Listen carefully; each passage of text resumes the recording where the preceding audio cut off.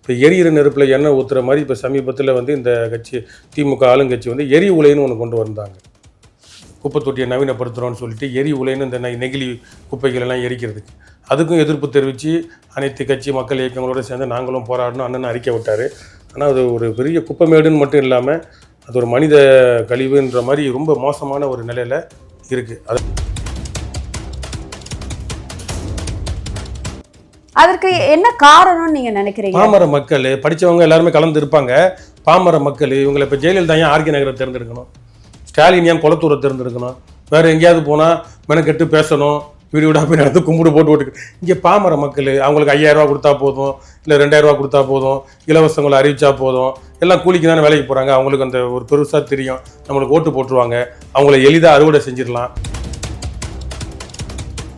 என்ன கொடுக்குறாங்க அப்படின்னா, நீங்களே புறம்போக்கு, உங்களையும் நாங்கள் இன்னும் முடிவு பண்ணலை, ஏன்னா நீங்கள் உங்களுக்கு கொடுத்த பட்டாவை நாங்கள் இன்னும் அப்லோட் பண்ணலை, அதனால் அது செல்லாது. ஏன் இவ்வளோ நாள் அப்லோடு பண்ணல 10 வருஷத்துக்கு மேலே? இப்போ எவ்வளோ பெரிய திருட்டு வேலை. அப்போ அந்த மக்களை நம்பி தான் அவங்க ஓட்டே வாங்குறாங்க. இப்போ எப்படி திமுக எப்படின்னா, இதை செஞ்சால் இவங்க ஓட்டு போயிருமோ, இதை செஞ்சால் இவங்க ஓட்டு போயிருமோன்னு சொல்லி எதுவுமே செய்ய மாட்டாங்க.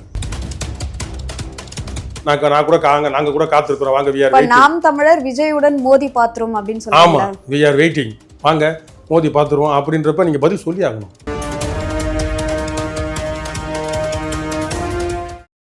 நேயர்களுக்கு வணக்கம், நான் உங்க தீபிகா. இன்றைய நிகழ்ச்சியின் சிறப்பு விருந்தினர் நாம் தமிழர் கட்சியின் மாநில கொள்கை பரப்பு செயலாளர் வெற்றி தமிழன் அவர்கள். முக்கிய குறிப்பு, சமீபத்துல சீமான் அவர்கள் 234 தொகுதி வேட்பாளர்களை அறிவிச்சிருந்தாரு. அதில் பார்த்தீங்க அப்படின்னா வெற்றி தமிழன் சாருக்கு ஒரு தொகுதி ஒதுக்கப்பட்டிருக்கு, பெரம்பூர் தொகுதி. ஸோ அந்த தொகுதியை பற்றி தான் நம்ம இன்னைக்கு வந்து விவாதம் பண்ண போகிறோம். வணக்கம் சார். வணக்கம். வணக்கம் சார். உங்களுக்கு பெரம்பூர் தொகுதியை வந்து ஒதுக்கியிருக்காங்க. ஸோ இந்த தொகுதி உங்களுக்கு கொடுத்ததை நீங்கள் எப்படி சார் பார்க்குறீங்க? நம்ம உழைச்சிருக்கிறோம் கட்சி தொடக்கத்திலேருந்து, அதுக்கான ஒரு மதிப்பு மரியாதை மண் சார்ந்து நம்ம அங்கே தான் பிறந்திருந்து வாழ்ந்துட்டுருக்குறோம். ஒரு பெருமையாக நினைக்கிறேன். இப்போ இந்த தொகுதியில முக்கிய பிரச்சனைகள் வந்து கண்டிப்பா நிறைய விஷயங்கள் வந்து இருக்கு. நீங்க ஒருவேளை வெற்றி பெற்றா எந்த பிரச்சனையை முதல்ல கையில எடுப்பீங்க? இங்கே எல்லாமே பிரச்சனை தான். வட சென்னையில் வாழ்கிறதே பிரச்சனைன்னு இருக்குது அடிப்படையில். அதில் வந்து எல்லாருக்குமே தெரிஞ்சது, அனைத்து கட்சிகளுக்கும் எல்லாருக்குமே தெரிஞ்ச பிரச்சனை என்னென்னா கொடிங்கூர் குப்பை தொட்டி, அதனால் ஏற்படுகின்ற மாசு, அதனால் ஏற்படுகின்ற நோய், அதனால் என்ன சொல்ல பாதிக்கப்படுற மக்கள்லாம் எங்கள் மக்கள் தான். எங்கள் தொகுதி வாழ் பக்கத்தில் இருக்க ஆர்கே நகர், ராயபுரம், இந்த மக்கள் தான் வந்து அதிகமாக பாதிக்கப்படுறது. இதுதான் ஒரு பெரும் பிரச்சனை. இப்போ எரியிற நெருப்பில் எண்ணெய் ஊற்றுற மாதிரி இப்போ சமீபத்தில் வந்து இந்த கட்சி திமுக ஆளுங்கட்சி வந்து எரி உலைன்னு ஒன்று கொண்டு வந்தாங்க. குப்பை தொட்டியை நவீனப்படுத்துகிறோன்னு சொல்லிட்டு எரி உலைன்னு இந்த நெகிழி குப்பைகள் எல்லாம் எரிக்கிறதுக்கு அதுக்கும் எதிர்ப்பு தெரிவித்து அனைத்து கட்சி மக்கள் இயக்கங்களோடு சேர்ந்து நாங்களும் போராடணும் அண்ணன் அறிக்கை விட்டார். ஆனால் அது ஒரு பெரிய குப்பைமேடுன்னு மட்டும் இல்லாமல் அது ஒரு மனித கழிவுன்ற மாதிரி ரொம்ப மோசமான ஒரு நிலையில் இருக்குது. அதை வந்து நம்ம மீட்டு எடுக்கணும். பசுமையான ஒரு வடசென்னையை ஒரு குப்பை தொட்டியாக, குப்பை கிடங்காக, ஒரு குப்பை மலையாக உயர்த்தி வச்சுருக்கிறாங்க. அதை வந்து மாற்றணுன்றது முதன்மை. அது மாற்றினாலே மக்கள் நலமுடன் வாழ ஆரம்பிச்சிருவாங்க. நோய் நொடி இல்லாமல் தனக்கான வாழ்வாதாரத்தை தேடி நகர்ந்து போகிறப்ப மக்கள் நிம்மதியான சுவாச காற்று சுவாசிக்கிறதுக்கு ஒரு நல்ல இதாக அமையும். தான் அடிப்படை. இதை கடந்து மற்ற எல்லாமே இருக்குது. இப்போ இந்த தொகுதியில் இது எவ்வளோ ஆண்டு காலமாக இந்த பிரச்சனையே இருக்குது. இப்போ இருக்கக்கூடிய எம்எல்ஏ வந்து ஏன் சரி செய்யலைன்னு நீங்கள் நினைக்கிறீங்க?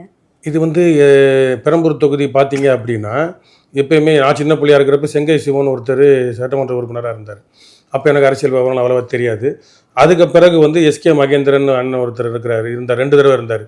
அப்போ வந்து திமுக கூட்டணியில் கம்யூனிஸ்ட் எஸ்கே மகேந்திரன், அதிமுக கூட்டணியில் கம்யூனிஸ்ட் எஸ்கே மகேந்திரன், அதுக்கப்புறம் சவுந்தரராஜன் அப்படின்னு கம்யூனிஸ்ட்டு. அப்போ கூட்டணி கட்சிகளுக்கு தான் அதிகமாக அதிமுகவும் திமுகவும் மாற்றி மாற்றி ஒதுக்குனது. இப்போ இடைத்தேர்தல் 2019க்கு பிறகு மீண்டும் திமுக அதை கையில் எடுத்திருக்கு.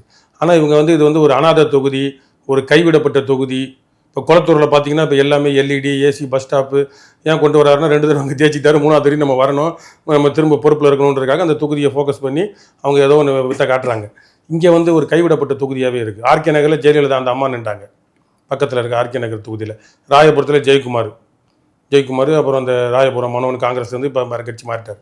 அப்போ இது போன்ற டான்ஸ் தலைகள் நிற்கிறப்ப இது எல்லாமே ஒரு சும்மா அப்படி தூக்கி போடுற தொகுதியாக தான் இருந்துச்சு. அது கண்டுக்கலை.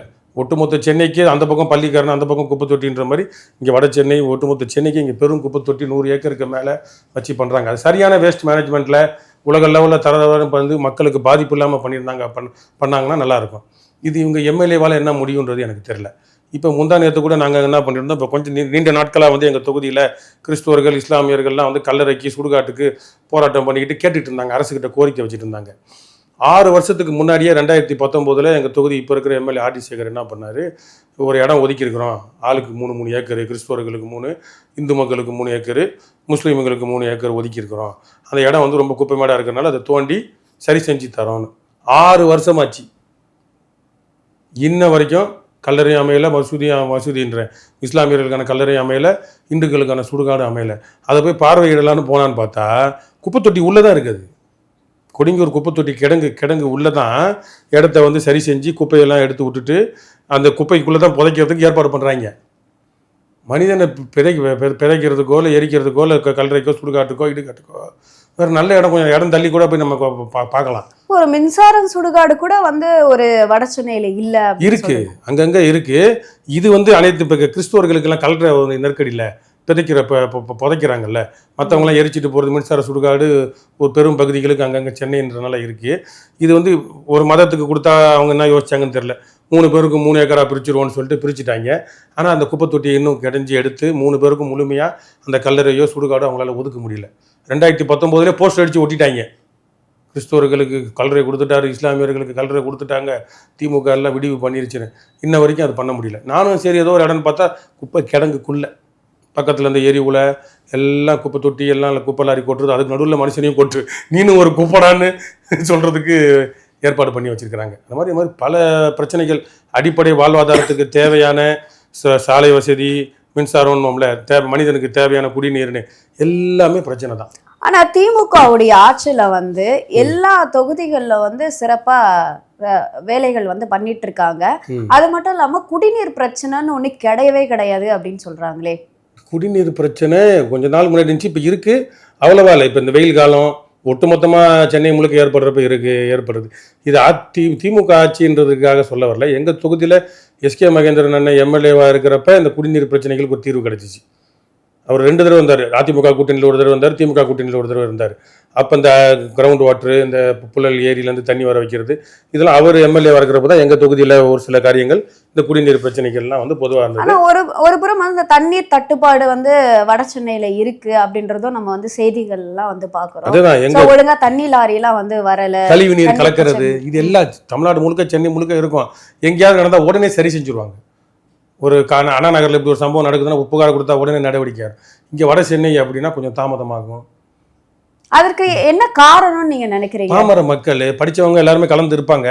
பாமர மக்கள் இவங்களை இப்போ ஜெயலலிதா ஏன் ஆர்கே நகரை தேர்ந்தெடுக்கணும், ஸ்டாலின் ஏன் குளத்தூரை தேர்ந்தெடுக்கணும், வேறு எங்கேயாவது போனால் மெனக்கெட்டு பேசணும், வீடு வீடாக போய் நடந்து கும்பிடு போட்டு இங்கே பாமர மக்கள் அவங்களுக்கு 5000 ரூபா கொடுத்தா போதும், இல்லை 2000 ரூபா கொடுத்தா போதும், இலவசங்களை அறிவிச்சா போதும், எல்லாம் கூலிக்கு தானே வேலைக்கு போகிறாங்க. அவங்களுக்கு அந்த ஒரு பெருசாக தெரியும், நம்மளுக்கு ஓட்டு போட்டுருவாங்க, அவங்கள எளிதாக அறுவடை செஞ்சிடலாம்.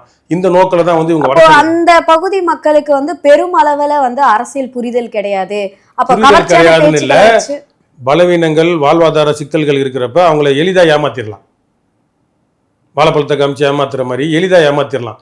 அவங்க வறுமை கோட்டுக்கு கீழே இருக்கிற அதிகமான மக்கள் இருக்கிறதுனால, அன்றாடங்காட்சிகளாக இருக்கிறதுனால அவங்கள எளிமையாக ஏமாத்திடலான்ற நோக்கத்தில் வந்து நிற்கிறாங்க அவங்க உரிமை. அதனால் மக்கள் வந்து கூமுட்டைகள் இல்லை வந்து அவங்களுக்கு அறிவில் அப்படிலாம் நம்ம சொல்ல வரல, அறிவாளி எல்லாருமே இருக்கிறாங்க. இருந்தாலும் இவங்களோட நோக்கம் ஸ்டாலின் குளத்தூரை தேர்ந்தெடுக்கிறதுக்கும், ஆண்டிப்பட்டியில் எங்கெங்கேயோ கிராமங்களில் போய் நின்ற ஜெயலலிதா இறுதி காலத்தில் ஆர்கே நகரை தேர்ந்தெடுக்கிறதுக்கும் காரணம் இதுதான். சார், இப்போ வந்து பெரம்பூர் தொகுதியில நீங்க வேட்பாளரா அவங்கள அறிவிச்சிருக்காங்க. இதற்கு முன்னாடி அந்த தொகுதியில நீங்க ஏதாவது இறங்கி வேலை பார்த்துருக்கீங்களா? அப்போ நாம் தமிழருடைய செல்வாக்கு வந்து எந்த அளவுக்கு பெரம்பூர் தொகுதியில இருக்கு? நாங்கள் வந்து நான் முதல்ல 2016 அங்கே தேர்தல் களமாடுறப்ப 3236 ஓட்டு. இப்போ வந்து 25,000 ஓட்டு கிட்ட எங்களுக்கு இந்த 2024 தேர்தல் வரைக்கும் வந்ததில் 3000, 8000, 10,000, 20,000, 25,000 வந்து நிற்கிது. 25,000 ஓட்டு குறைஞ்சது எங்களுக்கு இருக்குது. அப்போ அதை கடந்து நாங்கள் அறுவடை செய்கிறதுக்கு இப்போ களப்பணி ஆற்றணும், எங்கள் இப்போ செயல்கள் எடுத்து சொல்லணும். இப்போ நீங்கள் செயல்கள்னு வெளிப்படையாக கேட்டீங்க. 2014-13 வாக்கில் நாங்கள் என்ன பண்ணோம் அப்படின்னா, எங்கள் பகுதியில் ஒரு சாலை வந்து அங்கே ஒரு இந்து கோயில், ஒரு கிறிஸ்டியன் சர்ச்சு, 2 அரசு பள்ளிக்கூடங்கள், அரசு உதவி பெறும் பள்ளிக்கூடங்கள் இருக்குது. அந்த சாலை 6 வருஷமாக போடாமல் சேரும் குழியுமாக இருந்துச்சு. அப்போ என் தலைமையில் தான் எங்கள் கட்சியில் நான் இப்போ பொறுப்பு தொகுதி செயலாளராக இருந்தேன்.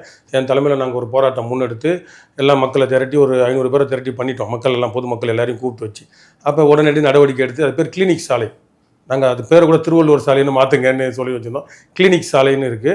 அந்த சாலையை வந்து சரி செஞ்சு பள்ளிக்கூடம் கோயிலுக்கு போகிறவங்க நல்லா போகணும்னு சொல்லி 6 வருஷமாக போடப்படாத சாலையை வந்து போட வச்சோம். அதுக்கு நன்றி அறிவிச்சும் பதாகை வச்சோம். அந்த அரசு பணியாற்றின அந்த கார்ப்பரேஷன் இன்ஜினியரு அந்த சாலையை போட்டவங்க எல்லாருக்கும் வந்து நாங்கள் நன்றி அறிவிச்சும் அவங்களுக்கு வச்சோம். இப்போ சமீபமாக 2 மாதத்துக்கு முன்னாடி எங்கள் வேசரப்பாடி சர்மா நகரில் பேருந்து நிறுத்தம் வந்து செங்குன்றம் போகிற வழி மூலக்கடை போகிற வழியில் இல்லவே இல்லை. ரொம்ப நாள் எடுத்துட்டாங்க, காணாமல் போச்சு. அப்போ என்ன வச்சு நம்ம ஆளுங்க சொல்லி எங்கள் வட்டத்தில் இருக்கவங்களாம் போராட்டம் முன்னெடுத்து ஒரு பதாகை வச்சோம். இந்த மாதிரி இன்றைக்கி இந்த வாரம் ஞாயிற்றுக்கிழமை காலையில் 10 மணிக்கு இங்கே பேருந்து நிறுத்தம் காணாமல் போச்சு, வேணும்னு போராட்டம் பண்ணணும்னு வச்சோம். அது பதாகை வச்சு 3 நாளுக்கு அப்புறம் என்னைக்கு அடுத்த ஞாயிற்றுக்கிழமை காலையில் பண்ண போனால் சனிக்கிழமை ராவா வந்து கூச்சம் நட்டி கம்பம் நட்டி வச்சுட்டாங்க. காவல்துறையும் கூப்பிட்டு நீங்கள் போராட்டம் பண்ணாதீங்க, வச்சுட்டாங்க, பண்ணீங்கன்னா கைது பண்ணணும்னு சொன்னோன்னே நம்ம கேட்க வேண்டியது கிடச்சிருச்சுல. அது அந்த மாதிரி இதெல்லாம் வந்து வெளிப்படையாக தெரிகிற மாதிரி சில காரியங்கள். அதுபோக கட்சி தலைமை அறிவிக்கிற 3 விடுதலை 7 பேர் விடுதலை இல்லை காவேரி நீர் பிரச்சனை தமிழ்நாடு முழுக்க போராட்டம் அறிவிப்பாங்கள்ல. அப்போ நாங்கள் என்ன பண்ணோம்னா எங்கள் பெரம்பூர் தொகுதியில் வந்து அம்பேத்கர் சட்டக்கல்லூரின்ற அம்பேத்கர் கலை அறிவியல் கல்லூரி இருக்குது பெரம்பூர் தொகுதியில். அந்த அம்பேத்கர் கல்லூரிக்கு எதிர்க்க சர்வீஸ் ரோட்டில் நாங்கள் ஆர்ப்பாட்டம் பண்ணியிருக்கிறோம் தலைமையின் உத்தரவின் கீழ். இல்லை 2-3 தொகுதி செய்யணும். பெரம்பூர் ரயில் நிலையம் வந்து குளத்தூர் தொகுதிக்கும் திருவிகா நகர் தொகுதிக்கும் நடுவில் மையமாக இருக்குது. பேர் தான் பெரம்பூர். அப்போ 4 தொகுதி 3 தொகுதி சேர்ந்து அங்கே நாங்கள் ஆர்ப்பாட்டம் செய்வோம். மக்கள் களப்பணியாற்றுறது. இதை கடந்து எங்கள் பகுதியில் வேறு என்னென்ன பிரச்சனைகள், கோயில் திருவிழாக்கள் அதில் பங்கேற்கிறது, மக்களோட நாட்டுப்புற கலைகளை அறிமுகப்படுத்துறது, வெறும் கூத்து கச்சேரி சினிமா பாட்டுன்னு இருக்கிற இடத்துல போயிட்டு நாட்டுப்புற கலைகளை அறிமுகப்படுத்துறது, அந்த மாதிரி காரியங்கள்லாம் மக்கள் மத்தியில் நாங்கள் நல்லா ஊடுருவி இருக்கிறோம். தேர்தல் நேரத்தில் மக்களுக்கு வந்து பெரம்பூர் தொகுதியில் நாம் தமிழருக்கும் ஒரு செல்வாக்கு இருக்கு. சார், இப்போ இன்னொரு விஷயம் என்ன அப்படின்னு பார்த்தீங்கன்னா, இப்போ இருக்கக்கூடிய எம்எல்ஏ அதாவது ஆர்டி சேகர் அவர்கள் மீது வந்து பல்வேறு விமர்சனங்கள் இருக்கு. அவர் வந்து எம்எல்ஏவா இருந்து நிறைய விஷயங்களை பண்ணவே இல்லை, அவர் தொகுதியில இருக்க பிரச்சனைகளை கண்டுக்கிறதே கிடையாது அப்படின்னு ஒரு அதிருப்தி இருக்கு. நீங்க இதை எப்படி சார் பாக்குறீங்க? உண்மை. இப்போ ஒன்றும் இல்லை, கருணாநிதி ஐயா கடைசியாக முதலமைச்சராக இருக்கிறப்ப நாங்கள் வந்து எங்கள் அப்பா அம்மாலாம் வந்து தாயகம் திரும்பியவர்கள், பர்மா தமிழர்கள். எங்கள் அப்பா அம்மாலாம் நாங்கள் வாழ்கிற பகுதி வந்து ஒரு 2-3 வட்டம் பெரம்பூர் தொகுதியில் எங்கள் மக்கள் அதிகம், தாயகம் திரும்பிய பர்மா தமிழர்கள் அதிகம். அதில் பார்த்தீங்க அப்படின்னா எங்களுக்கு வந்து பட்டா வழங்கலைன்றது அது நீண்ட நாள் கோரிக்கையாக இருந்துச்சு. திமுக ஆட்சியில் தான் கொடுத்ததா சொல்லி தற்காலிகமாக அது ஒரு பட்டா கொடுத்தாங்க. அதை அடிப்படையில் செய்கிறதும் நம்ம மக்கள்லாம் நிம்மதியாக இருந்தாங்க. இப்போ சமீபத்தில் போய் ஆட்சியர்களை போய் கேட்குறப்ப என்னடா பட்டான்னு கேட்குறப்ப அந்த பட்டாவை ஆன்லைனில் அப்டேட் பண்ணலையா, அவங்க அப்லோட் பண்ணலையா, வெப்சைட்டில் அப்லோடு பண்ணாதனால அந்த பட்டா செல்லாதான், நீங்கள் புறம்போக்கு தான் இன்ன வரைக்கும் அப்படின்னு சொல்லி கொடுக்குறாங்க பதில். இவ்வளோ குசும்பு. அப்போ நீ உங்களுக்குலாம் பட்டா கொடுத்துறேன்னு பேர் வாங்கிட்டேன். அப்போ கண் துடைப்புக்காகவும் வெறும் விளம்பரப்படுத்துறதுக்காக பட்டா வழங்கிட்டாங்க. ஆனால் இப்போ வரைக்கும் பெரம்பூர் இப்போ ஏன்டா எங்கள் ஏரியாவில் நடந்த இருக்கிற பொது ஆக்கிரமிப்புகள் எல்லாம் அகற்றுங்க, சாலை ஓரங்களில் இருக்க ஆக்கிரமிப்பெல்லாம் அகற்றி கொடுங்கன்னு புகார் கொடுத்தா அதுக்கு வட்டாட்சியர் பதில் கொடுக்குறாங்க. என்ன கொடுக்குறாங்க அப்படின்னா, நீங்களே புறம்போக்கு, உங்களையும் நாங்கள் இன்னும் முடிவு பண்ணலை, ஏன்னா நீங்கள் உங்களுக்கு கொடுத்த பட்டாவை நாங்கள் இன்னும் அப்லோட் பண்ணலை, அதனால் அது செல்லாது. ஏன் இவ்வளோ நாள் அப்லோடு பண்ணல 10 வருஷத்துக்கு மேலே? அப்போ எவ்வளோ பெரிய திருட்டு வேலை. அப்போ அந்த மக்களை நம்பி தான் அவங்க ஓட்டே வாங்குறாங்க. அந்த தமிழர்கள் நம்பி தான் தாயகம் திரும்பிய பர்மா தமிழர்கள் கணிசமாக இருக்கிறாங்க பெரம்பூர் தொகுதியில். அவங்க மக்களை நம்பி தான் ஓட்டு வாங்குறாங்க, ஏமாத்துறாங்க. அப்போ இதை வந்து இந்த தேர்தலில் எங்கள் மக்கள் மத்தியில் வீடு வீடாக போய் நாங்கள் சொல்லுவோம், திமுகவுக்கு ஓட்டு போன வந்து இன்னும் புறம்போக்குன்ற லெவலுக்கு வச்சிருக்கிறான் அவன், இன்னும் நம்மளுக்கு பட்டா கூட வழங்கினேன்னு சொல்லி ஏமாத்திக்கிட்டு அதை ஏன்டா செல்லுபடி ஆகலைன்னு கேட்டால் நாங்கள் இன்னும் ஆன்லைனில் அப்லோட் பண்ணல. ஆன்லைனில் அப்லோட் பண்ணாமல் என்ன வேலை பண்ணிட்டு இருந்த நீ? இப்போ கேட்டால் ஒரு கமிட்டி அமைச்சிருக்கிறாங்க. இந்த ஒரு விஷயம் அந்த மக்களுக்கே இன்னும் தெரியல. கொடுத்துட்டாரு, ஸ்டாலின் கொடுத்துட்டாரு, கருணாநிதி கொடுத்துட்டாரு, ஸ்டாலின் மேயராக இருக்க போய் செஞ்சுட்டாரு அப்படின்ற அந்த ஒரு மூட நம்பிக்கையில் இன்னும் ஊறி போயிருக்கிறாங்க நம்ம ஆளுங்க. அப்போ அவங்களுக்கு அதை வெளிப்படையை செய்யணும். இது ஒரு பெரும் பங்கு. இது மாதிரி பல வட்டங்களில் மற்ற பகுதிகளெல்லாம் வந்து பல பிரச்சனை இருக்குது. ஆர்டி சேகர் வந்து அவரால் முடியல, நான் மக்கள் எங்கேயும் பார்க்குறது. ஏதாவது ஒரு பிரச்சனைனா இப்போ எப்படி திமுகவுக்கு எப்படின்னா, இதை செஞ்சால் இவங்க ஓட்டு போயிருமோ, இதை செஞ்சால் இவங்க ஓட்டு போயிருமோன்னு சொல்லி எதுவுமே செய்ய மாட்டானுங்க. ஸோ அங்கே பலதர மக்கள் வாழ்றதுனால யாருக்கும் இவங்க செய்யாமல் மக்களை மட்டும் இதை செஞ்சால் அவனுக்கு பிரச்சனை வரும், அதை செஞ்சால் இவனுக்கு பிரச்சனை வரும், அதனால் எதுவுமே செய்ய வேணாம், செய்கிற மாதிரி காட்டி போன சீன் காட்டுறதுல ஆர்டி சேகர் அண்ணன் வந்து நம்பர் 1 இருக்கிறாரு. அது அவங்க கட்சிக்குள்ளேயே அதிருப்தி இருக்குது.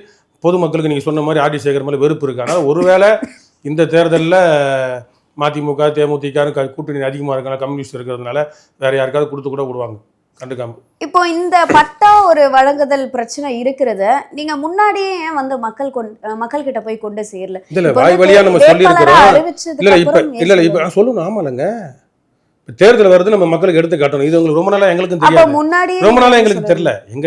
குறிப்பிட்ட எங்களுக்கு ரொம்ப நாளா தெரியல. இது மேலே இருக்கவங்களுக்கு வேணால் தெரிஞ்சிருக்கும், பியூரோக்ராட்டிக்காக அரசாங்கத்தில் அதிகாரிகளாக இருக்கவங்களுக்கு வேணால் தெரிஞ்சிருக்கும், எங்களுக்கு தெரியலையே. இப்போ சமீபத்தில் 4 பேர் சமூகத்தில் ஒன்றா கூடி எல்லாம் பேசுகிறப்ப கொள்கிறப்ப இந்த மாதிரி புகார் கொடுக்க போகிறப்ப இல்லை நீங்களே புறம்போக்கு அப்படின்னு வந்ததுக்கப்புறம் தானே தெரியுது எங்களுக்கு. இதே மக்கள் மத்தியில் தேர்தல் நேரத்தில் தான் நாங்கள் வீடியோட போய் சொல்ல முடியும். மற்ற நேரத்தில் போஸ்ட் அடித்து ஓட்டினா கூட அவங்க மறைக்கலாம், அதிகாரத்தை பயன்படுத்தலாம், பயமுறுத்தலாம்.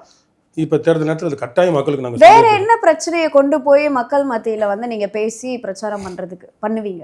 அதான் இப்போ வந்து நம்ம எல்லாமே டிஜிட்டல் இந்தியா அது இதுன்னு நம்ம போயிட்டுருக்கோம். எல்லாமே கையில் தட்டினா வருது.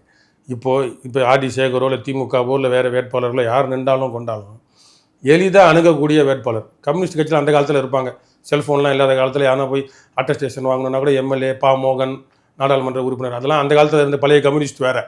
அதுபோல் நாங்கள் நாம் தமிழர் நாங்கள் இருப்போம்னு நாங்கள் சொல்ல வரோம். அதை தாண்டி டிஜிட்டலாக இருக்கிறப்ப இன்றைக்கி எல்லாமே ஒரு ஃபோனில் இல்லை ஒரு இமெயிலில் இல்லை நேரடியாக வந்து பார்க்குறதில்ல உடனே தீர்வு கிடைக்குதோ இல்லையா, போய் நிற்கணும், இல்லை செய்தியை காது கொடுத்தாது கேட்கணும். கண்டிப்பாக பிரச்சனை தீர்வு கொடுக்க முடியாது. சில இதுக்கெல்லாம் கச்சாங் முச்சாங் கியாமியான்னு சண்டை போட்டுட்டு இருப்பாங்க. அங்கே போயிட்டு எல்லாத்துக்கும் எம்எல்ஏ போகணும், எல்லாத்துக்கும் என்ன. ஆனால் பிரச்சனைகளை தெரிஞ்சு நாளடைவில் தீர்வு கொடுக்கலாம். இல்லை இப்போ அரசாங்கத்தை வச்சு இதை எப்படி சரி செய்யலாம், குடிநீர் பிரச்சனை இந்த பகுதி 2 பகுதிக்கும் பிரச்சனை வராமல் இந்த மாதிரி இதை அணுகுமுறை களம் இறங்குதல் இது வந்து எந்த கட்சியும் அதிமுக திமுக செய்யாது. அப்போ ஒரு பிளானிங்கோட இருக்கீங்க. ஒருவேளை நீங்க வெற்றி பெற்றால் அங்க இருக்கக்கூடிய முக்கிய பிரச்சனைகளை எப்படி தீர்க்கலாம்? அந்த அக்கௌண்டபிலிட்டி டிரான்ஸ்பரன்சி. அக்கௌண்டபிலிட்டினா மக்கள் நம்மளுக்கு வாக்களிச்சிருக்காங்க, அவங்களுக்கு நம்ம கடமைப்பட்டிருக்கிறோம். டிரான்ஸ்பரன்சினா வெளிப்படைத்தன்மை. இது ரெண்டத்தை காட்டினாலே மக்களுக்கு நம்ம அவங்க கூட இருக்கிறோம்னு தெரிஞ்சு போகும். ஒன்றும் இல்லை, வீடியோ கால் ஜூம் மீட் இப்போல்லாம் விர்ச்சுவல் மீட்டிங்னு வந்துருச்சு. இதை கூட பயன்படுத்தலாம் எம்எல்ஏவாக இருந்தால். புரியுதா உங்களுக்கு? மக்களுக்கு பரவாயில்ல நம்ம குறைய கேட்குறாங்க, செய்கிறது 2வது செய்வாங்க, அப்புறம் அடுத்து அப்போ ஃபாலோ அப் என்ன, நீங்கள் இப்படி சொன்னீங்க இப்படி செய்யலை அப்படின்றது கொஞ்சம் கண்டினியூட்டியாக வந்துகிட்டே இருந்த டிஜிட்டலில் பயன்படுத்தலாம். அப்போ டிஜிட்டல் எம்எல்ஏவாக கூட நாங்கள் மாறுவோம். இவங்க சொல்கிற மாதிரி டிஜிட்டல் எம்எல்ஏவாக மாறோம்னா கூடுதலாக மக்களை நம்ம சந்திக்கலாம், பார்க்க முடியல குறைகளை கேட்குறத நம்ம கேட்கலாம். இல்லைன்னா உட்காந்துக்கிட்டு நம்மளுக்கு செக்ரட்டரியை பாரு எம்எல்ஏ ஆஃபீஸு போகணும் பாமர மக்கள் அலையை விட்டுட்டு கொடுமைப்படுத்துறதுக்கு இது முடியாதுன்னு தெளிவுபடுத்திடலாம்ல. அப்போ டைரக்டா உங்களையே ஆன்லைனில் அணுகிற மாதிரியான விஷயத்த கொண்டு வருவீங்க. ஆமாம், மக்களுக்கு வந்து நம்ம ஏன் அல்லல் போட்டுக்கிட்டு அவங்க இன்றைக்கி அன்றாடம் அலைஞ்சிக்கிட்டு. இப்போ நான் கூட அண்ணா நகர் பகுதியில் வந்தீங்கன்னா காலையில் 6 மணிக்கு லைன் நிற்கிறாங்க. என்னடா ரேஷன் கடை கூட்டம் குறைஞ்சிருச்சு, இபி பில்லுலாம் ஆன்லைனில் வந்துருச்சு, என்னடான்னு பார்த்தா ஆதார் கார்டு ஆஃபீஸ். அதுக்கே காலையில் 6 மணிக்கு நிற்கிறாங்கன்னு தெரில. அது ஏதோ பேர் திருத்தத்துக்கு அதையும் காலையிலாம் இப்போ அதுக்கு ஏதோ டோக்கன் கொடுக்குறாங்க, தானே உள்ளே என்ன நடக்குதுன்னு தெரில. அப்போ மக்களை இன்னும் வரிசையில் நிற்க வச்சு அவங்க வேலையை விட வச்சு ஒரு வேலையை முடிக்கிறதுக்கு உள்ள டிஜிட்டல் ஆயிடுச்சு. எல்லாமே நம்பரை தட்டினா வருது, விரல வச்சா வருது. ஆதார் கார்டு திருத்தங்கிறதுக்கு மட்டும் ஏன் இல்லை வரிசையில் காலைல 6 மணிக்கெலாம் மக்கள் நிற்கணும்? கண்டிப்பாக. அப்போ இந்த மாதிரி இல்லாமல் நம்ம மக்களுக்கு எளிமையாக அவங்களுக்கு கேட்குறதுக்கு தூரத்தில் எல்லாமே என்ன நடக்கும்ன்றது சொல்லிட்டோம்னா மனசு நிம்மதியாக இருக்கும்ல. நம்மளுக்கும் அக்கௌண்டபிலிட்டி நல்லாயிருக்கும், அவங்களுக்கும் பரவாயில்லப்பா நம்ம அணுக முடியுது. இதுதான் பிரச்சனை. தீர்வு கிடைக்கிறது கூட நம்ம ஒரு அரசாங்கத்தை அணுகணும், முதலமைச்சர் அணுகணும், டிபார்ட்மெண்ட்டு முடிவெடுக்கணும், தீர்மானம் போடணும், ரோடு தோண்டணும்னா பிடபிள்யூடிக்காரங்க லெட்டர் கொடுக்கணும், எலக்ட்ரிசிட்டி இபி வந்து அங்கே ஒயர் இருந்தால் அவங்க ஒரு லெட்டர் கொடுக்கணும். வேலைகள் அதிகமாக இருக்கும். இருந்தாலும் அணுகவே முடியாத நிலைமையில் தானே இன்றைக்கி இருக்கிற திராவிட கட்சிகளோட நாடாளுமன்ற உறுப்பினர்கள் சட்டமன்ற உறுப்பினர்களை அணுகவே முடியாதுன்னு இருக்கிறப்ப அந்த ஒரு குறையை முதல்ல தீர்த்துட்டோம்னாலே மக்களோட மக்களை நண்பன் ஆகிட்டோம்னாலே பாதி பிரச்சனை தீர்ந்துடும். அதுக்கப்புறம் எல்லாம் தானாக நடந்துடும். சரி, இன்னொரு விஷயம் என்னன்னா, இந்த பெரம்பூர் தொகுதியில் வந்து குறுகலான சாலைகள், அங்கே வந்து டிராஃபிக் அதிகமாக இருக்கும் அப்படின்ற ஒரு பிரச்சனை வந்து நம்ம பார்க்குறோம்.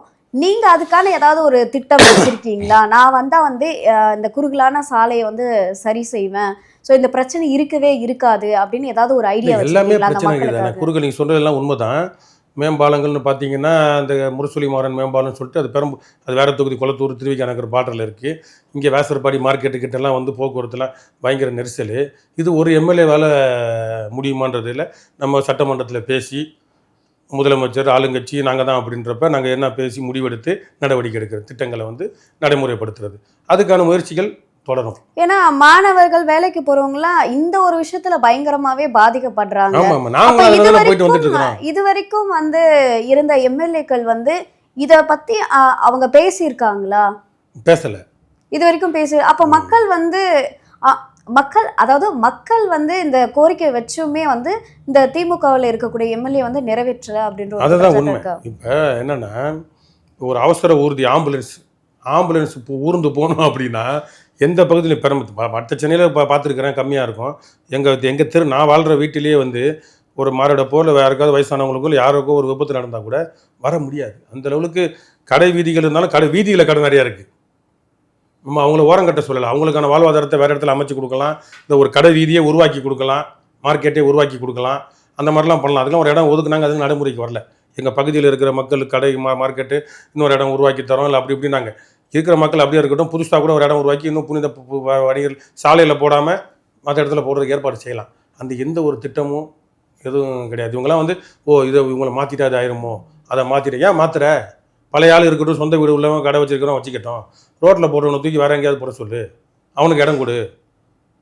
அப்படி தான் யோசிக்கணுமே ஒழிய இது பண்ணால் அதாயிருமோ அது பண்ணால் இதாயிருமோன்னு சொல்லிட்டு பண்ணாமே வச்சுருக்கிறாங்க.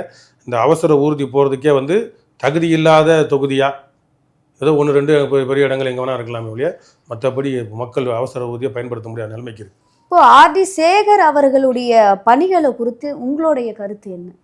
அதுதான் அந்த அக்கௌண்டபிலிட்டி, டிரான்ஸ்பரன்சி, வெளிப்படைத்தன்மை, கடமை உணர்வு, இதெல்லாம் அடிப்படையெல்லாம் வந்து தடுமாறுது ரொம்ப அவரோட. ஆனால் மக்கள் மத்தியில் என்றைக்காவது வந்து சீன் காட்டணும். இப்போ தேர்தல் நேரங்கள்னால வந்து திரும்ப அவர் சீட்டை வாங்கணுன்றதுக்காக போராடுவார். மற்றபடி வந்து உளப்பூர்வமாகவோ மனப்பூர்வமாகவோ மக்களுக்கு சேவை செய்யணுன்றது ஒன்றும் இல்லை. இப்போ இவர் வந்து மறுபடியும் நின்னா சொந்த கட்சியில இருக்கவங்களே அவருக்கு ஓட்டு போட மாட்டாங்க. அந்த அளவுக்கு அவருக்கு வந்து ஒரு அவப்பெயர் இருக்கு மத்தியில, ஊர் மத்தியில இருக்கு எல்லாருக்கும். ஏன்னா எல்லாரும் கட்சிக்காரன் எல்லா தொகுதியிலும் இருப்பான், எல்லா வட்டத்திலும் இருப்பான்ல.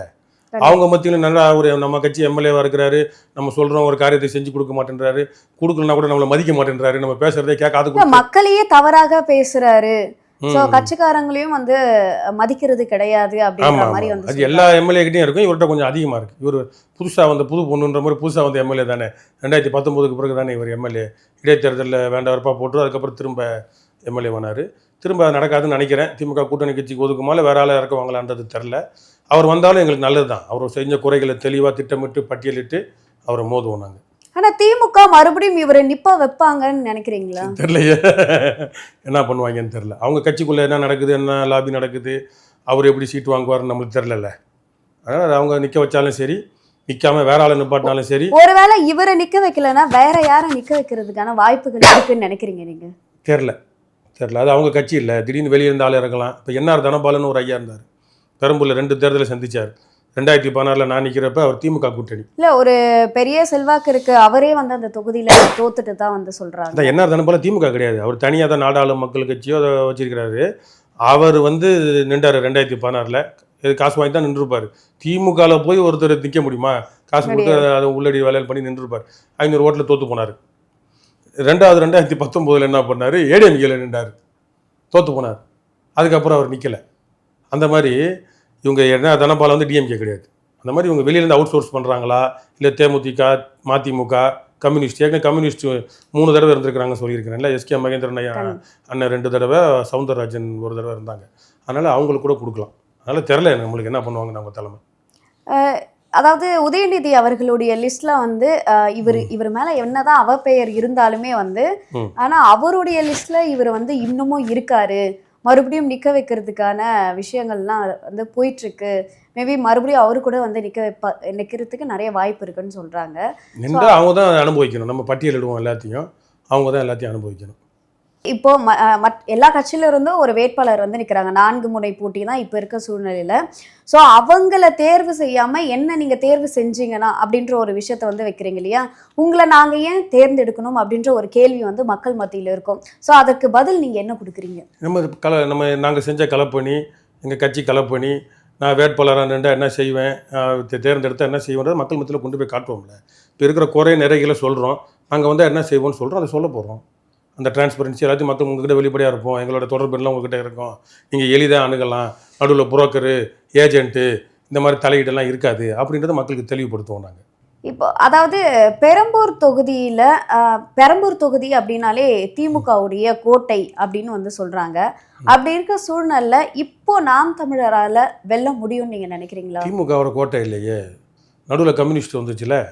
ஆனா அப்ப யாரோட கோட்டை? அதிகமா வந்து திமுக தான் ஜெயிச்சிருக்கு அப்படின்னு சொல்றாங்க. அதிகம்னா இல்லை, கம்யூனிஸ்ட் 2 தடவை, ஒரு தடவை அதிமுக கூட்டணி, ஒரு தடவை திமுக கூட்டணி அப்படின்னு இருக்கிறப்ப அதுக்கு இப்போ பெரம்பூரில் வந்து கம்யூனிஸ்ட் வேணால் கொஞ்சம் பலமாக தொடக்கத்தில் இருந்தனால இருந்தாங்க. இப்போ அவங்களும் பலவீனம் ஆயிட்டாங்க. கூட்டணி போனதுக்கப்புறம் அந்த கட்சியும் பலவீனம் ஆயிடுச்சு. இப்போ நாங்கள் புதுசாக வலு பெறணும், வலு பெறுவோம், அந்த நம்பிக்கையில் இருக்கிறோம். திமுக கோட்டெல்லாம் கிடையாது. அதே போல விஜய் அவர்கள் வந்து பெரம்பூர் தொகுதியில கண்டிப்பா நிக்கணும் அப்படின்னு சொல்லி தீர்மானம்லாம் வந்து அது அவங்க கட்சியில். சொன்னதா வந்து சொல்லப்படுது. ஸோ அப்படி இருக்கும் பொழுது ஆல்ரெடி நீங்க வந்து திரை கவர்ச்சி அப்படின்னு வந்து சொல்லிட்டே இருக்கீங்க. அந்த திரை கவர்ச்சி ஒருவேளை பெரம்பூர் தொகுதியில நின்னா அப்போ நாம் தமிழருடைய வாக்குகள் வந்து சிதறும் இல்லையா? அவர் நின்று செதறது நம்ம, அவர் நிற்கிறது பிரச்சனை இல்லை, ஜனநாயக நாடு. அவர் வந்து நிற்கட்டும், ஒன்றும் தப்பு இல்லை, மோதுவோம். என்ன பிரச்சனை? வாக்கு மூளை உள்ளவன் யோசிப்பான்ற மாதிரி நம்ம கருத்துக்களை முன் வைப்போம். விஜய் வந்து இப்போ இவ்வளோ பேசுகிறாரு, அரசியல் பண்ணுறாருன்னா அவர் என்ன பண்ணுறாரு, பண்ணலை, அவர் என்ன செஞ்சார், அவர் என்ன தப்பு செஞ்சாருன்னு நம்ம எடுத்து சொல்ல போகிறோம். அதுக்கு அவர் பதில் கொடுத்தாகணும். இப்போ நல்லா பார்த்தீங்கன்னா விஜய் எந்த ஒரு ப்ரெஸ் மீட்டோ எந்த ஒரு அரசியல் கட்சி தலைவர்களுக்கோ இல்லை யாருக்கும் பதில் சொல்கிறதே கிடையாது, ஒரு இது தகவலே கொடுக்கறது கிடையாது. அவங்க கட்சிக்காரங்க தான் அவருக்காக மவுத் பீஸாக பேசிகிட்டு இருக்கிறாங்க. அப்படி இருக்கிறப்ப எனக்கு பதில் கொடுத்தாகணும்ல. நீனும் ஒரு போட்டியாளர், நானும் ஒரு போட்டியாளர், எனக்கு பதில் கொடுத்தே ஆகணும். நீ அப்படி கொடுக்கலன்னா உனக்கு நீ தகுதி இல்லைன்றதை நான் சொல்லி தானே ஆகணும். எங்க யாருக்குன்னா பதில் சொல்லாமல் போகலாங்க. நாங்கள் வா, ஒரு இடத்துக்கு வந்துட்டேன், வா களத்துக்கு வந்துட்டேன், நீனும் ஒரு போட்டியாளர், நானும் ஒரு போட்டியாளர். அவர் சொல்கிற மாதிரி ஐ எம் வெயிட்டிங்கிற மாதிரி நான் கூட நாங்கள் கூட காத்திருக்கிறோம். வாங்க, வி ஆர் வெயிட்டிங். நாம் தமிழர் விஜயுடன் மோதி பாத்துரும் அப்படின்னு சொல்லுவாங்க. ஆமாம், வி ஆர் வெயிட்டிங், வாங்க மோதி பார்த்துருவோம் அப்படின்றப்ப நீங்கள் பதில் சொல்லி ஆகணும்.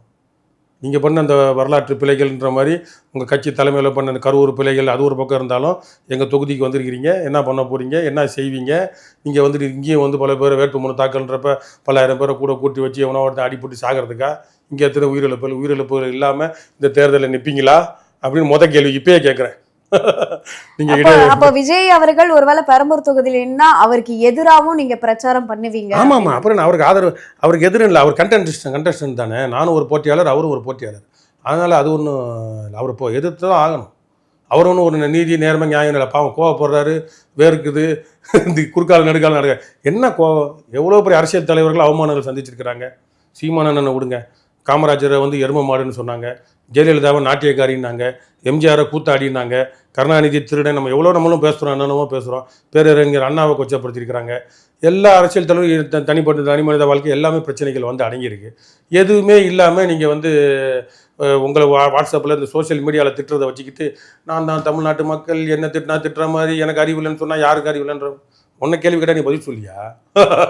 எனக்கு உனக்கு அறிவில்லைன்னு சொன்னால் ஊருக்கே அறிவில்லைன்னு எப்படி நீ சொல்லுவ? இல்ல, அவர் அதுதான் சொல்றாரு. அதாவது தற்கூரி அப்படின்னு சொல்றீங்கன்னா இப்ப எனக்கு ஆதரவு கொடுக்கிற மக்களையும் நீங்க தற்கூரின்னு தான் சொல்றீங்க. திரும்ப திரும்ப கூட்டம் சேர்க்காத. கொஸ்டின் வந்து உனக்கு, கேள்வி வந்து உங்களுக்கு. அப்போ நீங்கள் அந்த கேள்விக்கு பதில் சொல்லுங்கள்.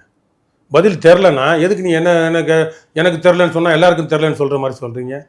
உங்களுக்கு தானே கேள்வி, பதில் சொல்லி கற்றுக்குங்க. அதுதான் அரசியல். அரசியலே அவர் பண்ணக்கூடாதுன்னு நினைக்கிறாரு. பண்ணாமல் அப்படியே ஈஸியாக அப்படியே சச்சின் படத்தில் அப்படி ஆடிட்டே வருவார் தெரியுமா? டான்ஸ் ஆடிட்டே ஜெயிச்சிடலான்னு பார்க்குறாரு தலை. நீங்கள் டான்ஸ் ஆடுங்க, நான் வேணான்னு சொல்லலை, சினிமாவில் இருங்க, அரசியலை கற்றுக்கங்க. கற்றுக்கலைன்னா கூட கற்றுக்க ஆர்வத்தை காட்டுங்க. அதை விட்டுட்டு கோவப்படுறது, அழுகிறது, இப்படி குறுக்கால் நெடுக்கால் இதுக்கெல்லாம் கோவப்பட்டால் அப்புறம் எப்படி கட்சி நடத்த முடியும்? கண்டிப்பாக முடியாது. நான் உங்கள் இதில் பல வருஷம் 2 வருஷமாக நம்ம இந்த உங்கள் நேர்காணல் கொடுத்துட்டு தான் இருக்கிறோம். கொடுத்துட்டு இருக்கிறப்ப போன முறை என்ன நேர்காணல் எடுக்கப்போ நான் வேட்பாளர்னு உங்களுக்கு தெரியுமா? தெரியாது, எனக்கே தெரியாது. தலைமையிலேருந்து கேட்டாங்க, சரின்னு சொல்லிவிட்டேன். இப்போ வேட்பாளராக நிற்கிறேன். அப்போ உன் கட்சியில் இன்னும் 234 வேட்பாளரை நீ நிப்பாட்டணும். அப்போ எவ்வளோ சிக்கல் வரும்? நீ யாரை நிப்பாட்டுவ? ஆம்பளை நிப்பாட்டியா, பொம்பளை நிப்பாட்டியா? பல சிக்கல்கள் அடங்கியிருக்கு. அப்போ அதுக்கெல்லாம் எங்கே போய் அழுவ? கக்கூஸ்குள்ளே உட்காந்து அழுவிய, ஒரு படத்தில் அழுவிய, அந்த மாதிரி உட்காந்து அழுவ போகிறீங்களா?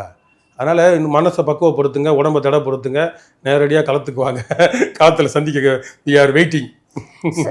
அதாவது இப்போ ஆல்ரெடி பெரம்பூர் தொகுதியில வந்து இப்போ 4 முனை போட்டி அப்படின்றதுனால எந்த கட்சி உங்களுக்கு ரொம்ப டஃப் கொடுப்பாங்கன்னு நினைக்கிறீங்க? திமுகவா இல்ல அதிமுகவா? அது வந்து இன்னும் முடிவாகல. இப்போ உங்க கூட்டணி கட்சிக்கு யாரு ஒதுக்குறாங்கன்றது தெரியாது. இப்போ விஜயே ஒருவேளை கூட்டணியோ இல்லை என்னவோ, அவங்க தலைமை நிலையத்தில் அவங்க எல்லாம் முன் வச்சு கோரிக்கை வச்சு அவங்க தலைவருக்கு சொல்லியிருக்கிறாங்க. பெரம்பூர் மட்டும் சொல்ல, திருச்சி கிழக்குன்னு சேர்த்து சொல்லியிருக்கிறாங்க. 2 தொகுதியும் சேர்த்து நிற்கிறான். 2 தொகுதியும் சேர்த்துனாருன்னா அவர் பெரிய கோலம் தான் நம்ம சொல்ல முடியும். ஏன் நம்பிக்கை இல்லையா அவனுக்கு ஜெயிக்கிறதுக்கு? இல்லைன்னா வந்து போட்டியிடுறதுக்கு தைரியம் இல்லையான்ற மாதிரி கேட்கணும். எந்த தொகுதின்றது அவர் முடிவு பண்ணுறாங்களா இல்லை வேறு தொகுதி போகிறாங்களா நம்மளுக்கு தெரியாது. வேறு கட்சியில் முடிவாகி தேர்தல் அறிவித்த பிறகு தான் நம்ம இதை சொல்ல முடியும். டஃப் யார் டஃப் கேண்டிடேட்டுன்றத இல்லை யார் நம்மளுக்கு ஈடாக இருப்பாங்க நம்ம சண்டை போடலாம்னு பேசலாம். இப்போ வந்து சொல்ல முடியாது, கணிக்க முடியாது. சார் இப்போ அதாவது உங்களுடைய கட்சி தலைவர் சீமான் அவர்கள் இருக்காரு இல்லையா, ஒருவேளை நீங்க ஜெயிச்சிட்டீங்க அப்படின்னா அவருக்கு வந்து ஒரு கருத்து இருக்கும் பெரம்பூர் தொகுதியில, அந்த கருத்துக்கும் உங்க கருத்துக்கும் வந்து ஒரு முரண்பாடு ஏற்பட்டா நீங்க என்ன பண்ணுவீங்க? என்னங்க கேள்வி இது? முரண்பாடு எப்படி ஏற்படும்? மக்கள் நலன்னு வந்தாச்சு, இறங்கி போராடுறோம். அப்படின்றப்ப கருத்து முரண் வருது. அவர் சொல்றதை நம்ம செய்யணும். ஏன்னா இப்போ திமுகவை பொறுத்த வரைக்கும் வந்து தலைமையில என்ன சொல்றாங்களோ எம்எல்ஏ வந்து அதுதான் வந்து பண்ணுவாரு. ஸோ அதே போல சீமான் அவர்களுக்கு ஒரு கருத்து இருக்கலாம். அப்போ அவரு சொல்ற கருத்துன்னா பாத்தீங்கன்னா, இப்போ வந்து லஞ்சம், ஊழல், கட்டிங், இவன் எவ்வளவு கொடுத்தான், அவன் எவ்வளவு கொடுத்தான், அதுல தான் டீலிங் பிரச்சனை வருமே ஒழிய, இப்போ மக்கள் பிரச்சனைகள் வந்து சீமான் அண்ணனுக்கு தெரிஞ்சது கொடிங்கூர் குப்பை தொட்டி பிரச்சனை தெரியும். அதை கடந்து வேற எங்க பகுதியில் இருக்க அந்த பட்டா பிரச்சனை, இல்லை வேற ஏதாவது பிரச்சனைகள், குடிநீர் பிரச்சனைனா ஓரளவு தெரியாம இருக்கலாம். அப்ப நான் என்னோட பொறுப்பு நான் தெரியப்படுத்துறது, அவர் தெரிஞ்சுக்கிறது, அவர் இதை இப்படி செஞ்சா நல்லா இருக்கும்னு சொல்றது. இப்படி இந்த மாதிரி டிஸ்கஷன் தான் நடக்கணுமே ஒழிய, இங்க போயிட்டு நாங்க என்னமோ அவங்ககிட்ட எவ்வளவு வாங்கினா இவங்ககிட்ட எவ்வளவு வாங்கினா தான் பஞ்சாயத்து. அவன் நம்ம திமுகவுல இதுதான் நடக்குது. அப்ப அது அவன் நம்ம டீம், இது இவன் டீம், இது சேகர் பாபு டீம், இது மாசு டீம், இது இவன் டீம்னு போயிடும். அதனால உங்களுடைய நேரத்தை ஒதுக்கி பல்வேறு கேள்விக்கு விளக்கம் அளிச்சிருக்கீங்க, அதற்கு நன்றி. நன்றி.